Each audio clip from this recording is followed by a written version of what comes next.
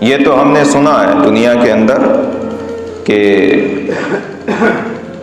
एक मुल्क की दूसरे मुल्क से लड़ाई होती है, एक देश इख्तलाफात की बुनियाद पर दूसरे देश के साथ मुकाबला करता है, लेकिन अफसोस इस बात का होता है कि आज हमारी बस्तियां, हमारे महल्ले, बल्कि खुलासा कलाम ये कि हमारा जो घर है 40 से 50 गज का, वो हमारा घर मैदान जंग बना हुआ है। हाँ, मैदान जंग बना हुआ है। भाई की भाई से नहीं बन रही है, भाई को बहन का आना पसंद नहीं है, बहू को सास ससुर का खांसना घर के अंदर पसंद नहीं आता। हमने अपने घरों को मैदान जंग बना लिया है आज के दौर में। यही है हमारी बर्बादी की वजह। हमने तरीक़े मुस्तफ़ा को बिल्कुल छोड़ दिया है। प्यारे नबी के तरीक़े पर हम बिल्कुल अमल नहीं कर रहे आज के दौर में। इस्लाम कहां से नजर आए हमारे घर के अंदर? आज वो फुप्पो जो 6 महीने में घर आती है ना हमारे, वो भी ईशा के बाद बैठ करके पूरे अपने ससुराल की बुराई करके हमारे घर में चली जाती है। ये हकीकत है। जिस घर में ईशा की नमाज के बाद मेरे सरकार का बयान होना चाहिए, सरकार की हदीस होनी चाहिए, अल्लाह और उसके रसूल का जिक्र होना चाहिए, कुरान की तिलावत होनी चाहिए, उस घर के अंदर ईशा के बाद बुराइयां होती हैं, गीबतें होती हैं, झूठ बोला जाता है, ठिट्ठे मार करके हंसा जाता है, बेपर्दगी उस घर के अंदर होती है। कहां से तुम खुशी हासिल कर लोगे? आज के दौर में नहीं हासिल कर सकते खुशी। अपनी बर्बादी की वजह आप खुद हैं, अपनी बर्बादी की वजह मैं खुद हूं, कोई और नहीं है। अंदाजा करें कभी अपने गिरेबां में झांक करके। हम तरीक़ा मुबारक को छोड़ रहे हैं, उधर अंग्रेज कलमा, मेरे नबी की हदीसों पे रिसर्च कर करके कलमा पढ़ के इस्लाम में दाखिल हो रहे हैं।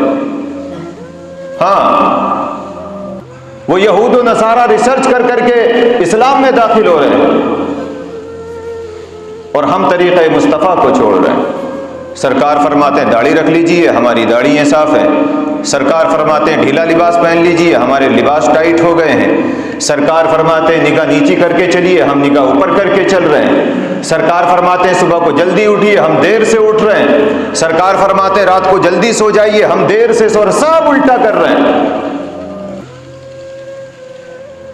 छोड़ के तेरा दामन रहमत आका हमसे भूल हुई।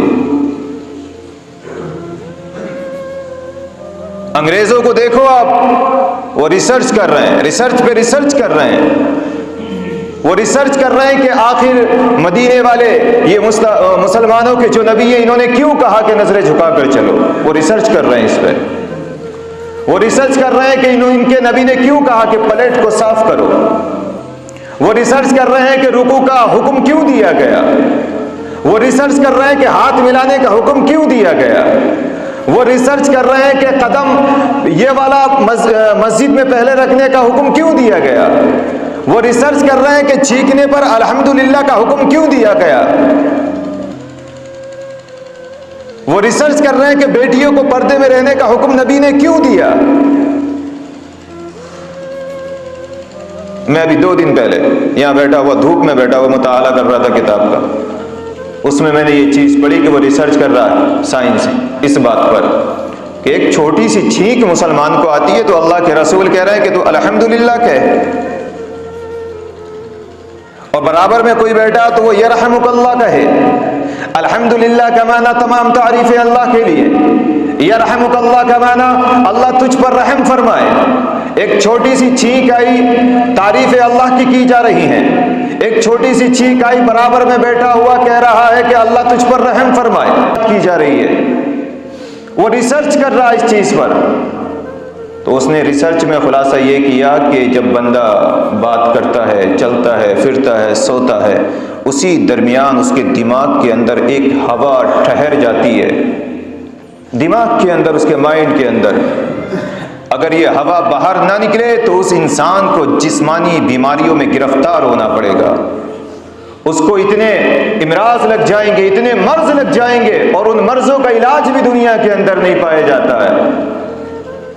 तो अल्लाह ने ये रास्ता इख्तियार किया कि जब बंदा छींक लेता है तो वह हवा सीधी यहां से निकलती हुई नाक के जरिए बाहर आ जाती है।